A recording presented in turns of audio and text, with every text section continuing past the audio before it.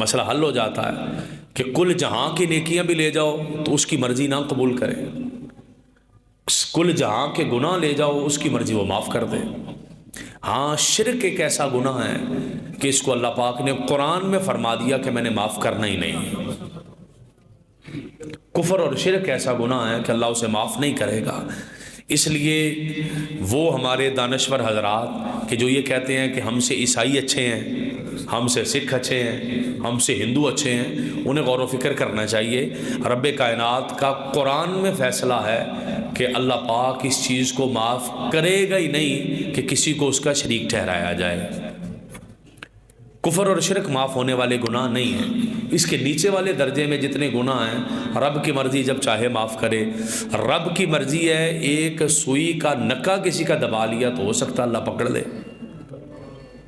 وہ اس کی مرضی ہے۔